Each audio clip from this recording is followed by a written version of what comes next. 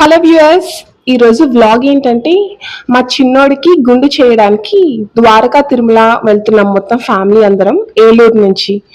ఇక్కడ ద్వారకా తిరుమలలో చాలా కొత్తగా నాకు అనిపించింది ఏంటంటే వెంకటేశ్వర స్వామి ఇద్దరుగా ఉండి పూజలు అందుకుంటున్నారు. దీని వెనుక రీజన్ ఏంటి అని కనుక్కుంటే, పూర్వం ద్వారక అనే మహర్షి వెంకటేశ్వర స్వామి పాద దర్శనం కోసం ఎన్నో సంవత్సరాలు తపస్సు చేశారంట.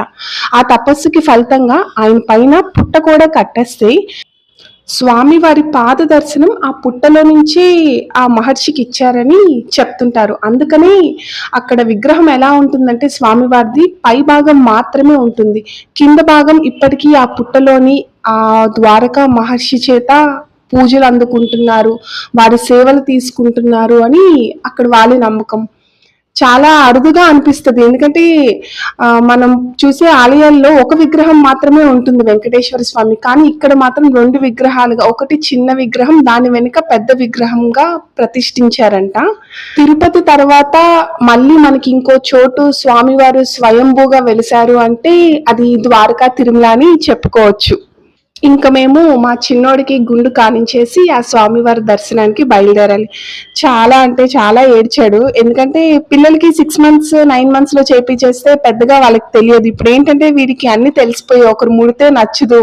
సో చాలా ఇబ్బంది పెట్టాడు. మొత్తానికి ఒక 2-3 ఘాట్లు నెత్తి మీద పెట్టుకొని మంచిగా గుండె అయితే కంప్లీట్ చేసేసుకున్నాం. ఇంకెలా బయటకు వచ్చాక నామాలు పెడుతున్నారు.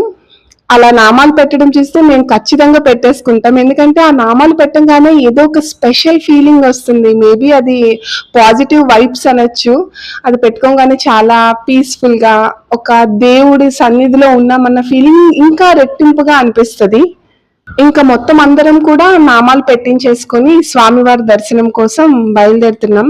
కానీ వీడు మాత్రం ఏడుస్తూనే ఉన్నాడు. వాడికి ఏంటంటే నాకు జుట్టు లేదు అనే విషయం తెలిసిపోయినట్టుంది. ఆ గుండు మీద చేయి పెట్టేసుకొని ఏమైంది ఏమైంది అన్నట్టుగా ఏడుస్తూనే ఉన్నాడు. అస్సలు నన్ను విడిచిపెట్టలేదు వాడు. నాకు మాత్రం వాడిని అలా గుండెలో చూస్తుంటే చాలా అంటే చాలా క్యూట్ గా అనిపించాడు. అందుకని ఒక చిన్న రీల్ కూడా చేసాం గుర్తొచ్చి. ఇంకా ఎంట్రన్స్ కి బయలుదేరిపోయాం.